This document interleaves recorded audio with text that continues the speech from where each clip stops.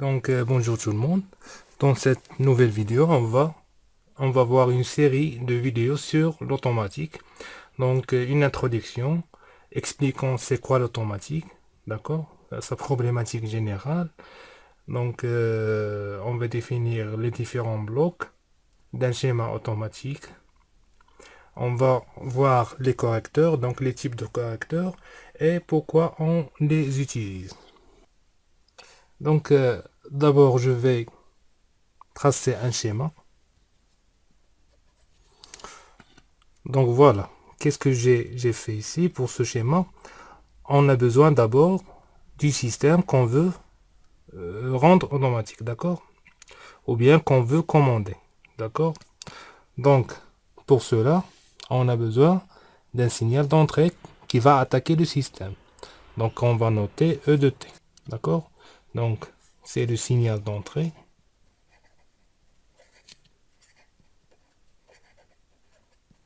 Ou bien signal de commande.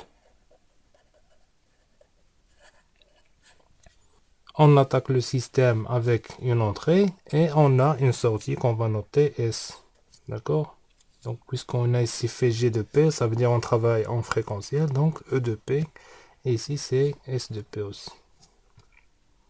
Donc, ça, c'est la sortie. Ou bien, c'est la réponse imposée.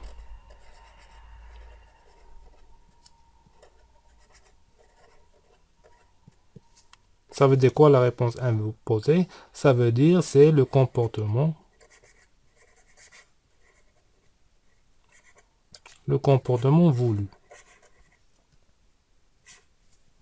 Voilà. Donc, c'est quoi la problématique générale de la mise en œuvre des systèmes physiques ou industriels? D'accord? La problématique, c'est leur commande. Ça veut dire quoi leur commande? Ça veut dire la détermination optimale des signaux d'entrée. Donc, ça veut dire qu'on doit choisir optimalement un signal d'entrée pour attaquer notre système et avoir une réponse voulue, un comportement voulu.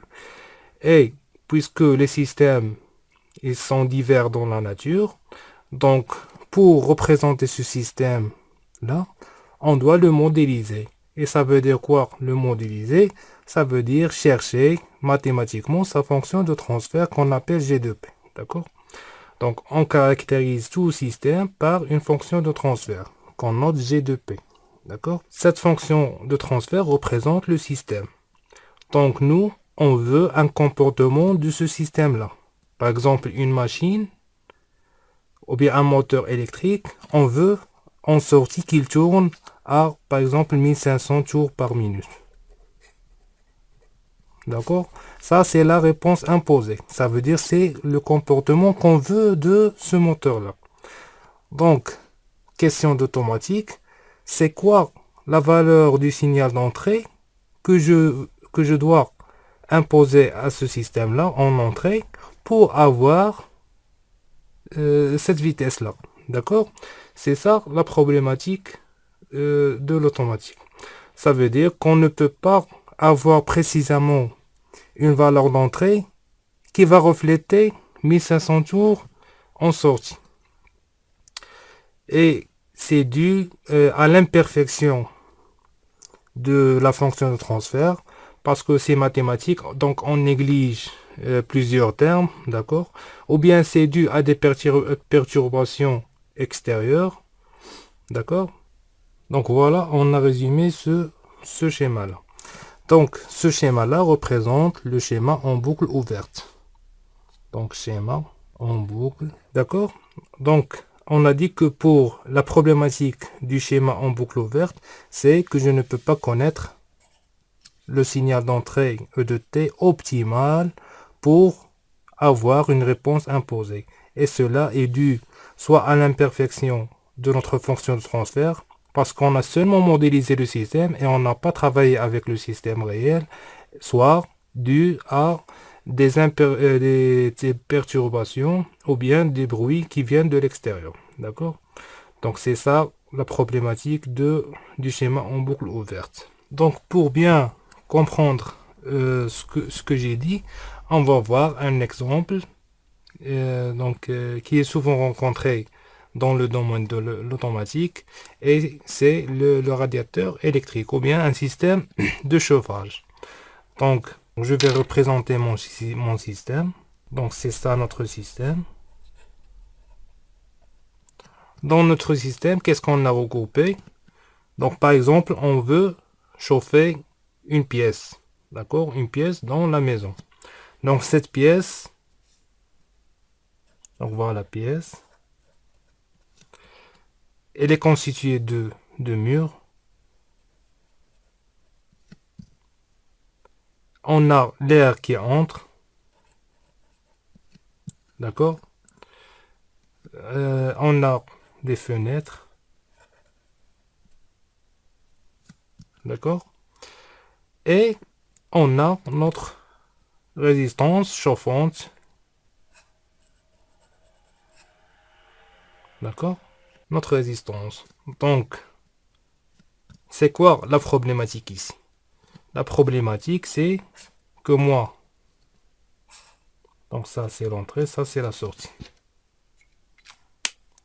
Donc, en sortie, qu'est-ce que je veux? Je veux que cette pièce a, ou bien a une température, qu'on va noter θ, de 20 degrés. D'accord? C'est le comportement voulu. Donc, pour avoir cette température-là dans la pièce, c'est quoi? L'entrée, ça c'est S, c'est la sortie. Donc c'est quoi E? L'entrée correspondante qui va délivrer un signal qui va chauffer la résistance pour avoir 20 degrés. Voilà, donc c'est ça la question. Ça c'est le signal d'entrée. Ou bien on appelle la commande. D'accord? Donc voilà, comme j'ai dit. Donc je peux donner un signal de commande, d'accord, qui va chauffer la résistance. Mais on a des perturbations. On a un air qui circule dans la pièce, donc qui va réduire la température, même si on commande bien notre résistance. On a des murs donc qui font un échange thermique avec le milieu extérieur. On a des fenêtres qui s'ouvrent et qui vont influencer sur cette température, d'accord? Et d'une manière générale, la température de la pièce va changer, d'accord? Donc ces éléments-là, l'air, le mur, les fenêtres, sont des éléments perturbateurs. Donc même si je modélise bien mon système, donc je vais toujours avoir des imperfections.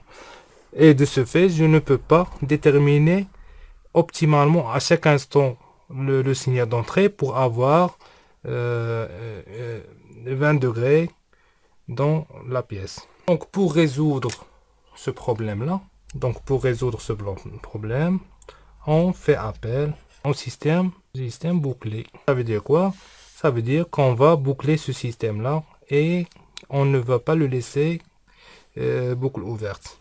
Donc je vais dessiner le schéma pour bien comprendre le principe de la commande en boucle fermée qui va résoudre notre problème, d'accord?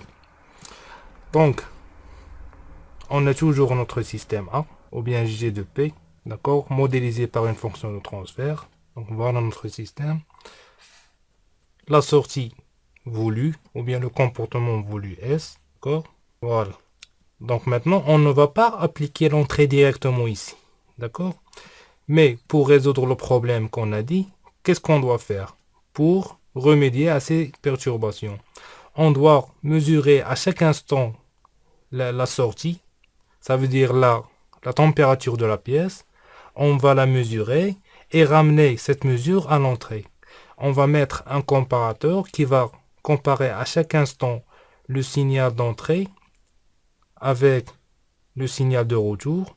Donc cette température avec un capteur va être transformée en signal électrique, d'accord, qui va être comparé avec le signal d'entrée. Et si la comparaison vaut 0, ça veut dire que la température voulue correspond bien au signal d'entrée. Si l'écart n'est pas 0, ça veut dire qu'on doit soit augmenter, soit diminuer la température.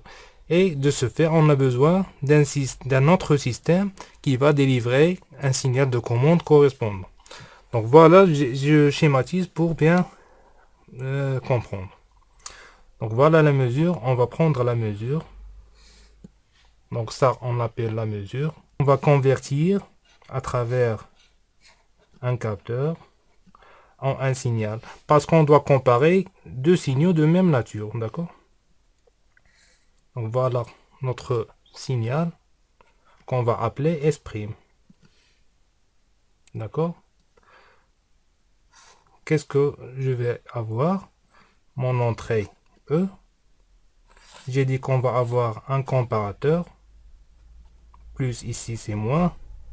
Pour avoir la différence. Cette différence, on l'appelle erreur. D'accord? Donc c'est l'erreur ou bien c'est l'écart. C'est la même chose. D'accord? Et suivant cet écart, on va mettre un dispositif ici, qu'on va appeler C. Et c'est souvent ce dispositif qui joue le rôle de correcteur. Donc ce dispositif, il va raisonner sur l'écart en entrée pour délivrer un signal de commande au système. Et voilà le schéma en boucle fermée qu'on va appeler donc schéma boucle fermée. Donc on va résumer rapidement donc ce schéma là. Qu'est-ce que je veux? Par exemple, je vais raisonner sur le radiateur. Donc mon système est constitué de la pièce, fenêtre, mur, donc et la résistance comme on a dit. Je veux en sortie une température de 20 degrés Celsius. D'accord? Donc quel est le signal correspondant que je dois délivrer au système pour avoir une température de 20 degrés? On a dit que qu'on a des perturbations, d'accord? Donc qu'est-ce que je vais faire? Je vais prendre cette mesure réelle, d'accord? Mesure réelle de la température de la pièce, d'accord, qui va être convertie à travers un capteur, d'accord, en un signal électrique, d'accord. Voilà notre signal électrique de commande. On va le comparer par un comparateur, généralement un amplificateur opérationnel, donc un système à amplificateur. Donc ce comparateur, il va donner un écart, d'accord. Si l'écart vaut 0, ça veut dire quoi? Le signal de commande correspond au signal de mesure. Ça veut dire que la température voulue, elle est atteinte. Et de ce fait, ce système-là ne va pas agir. Il va délivrer 0. Ça veut dire que le système de chauffage ne va pas travailler. Parce que la température voulue est déjà atteinte. D'accord? Si l'écart il est supérieur ou bien inférieur à 0, ça veut dire quoi? Ça veut dire qu'on a un écart entre le signal de sortie et le signal d'entrée. Donc, ce système-là de commande, il va agir et va délivrer un signal de commande U, soit pour augmenter la température jusqu'à 20, soit pour diminuer la température jusqu'à 20. Et dans ce cas, on va avoir un système qui est bien automatique, ou bien qui est bien régulé, d'accord? Donc, c'est ça, la problématique du schéma en boucle ouverte et la solution du schéma en boucle fermée. Et c'est généralement ça, c'est une introduction vers l'automatique. Donc voilà, c'est tout pour cette introduction. Donc merci pour votre attention et à la prochaine fois avec la prochaine vidéo sur donc les performances d'un système régulé, à savoir la stabilité, la précision, la vitesse. Donc on va voir dans la prochaine vidéo.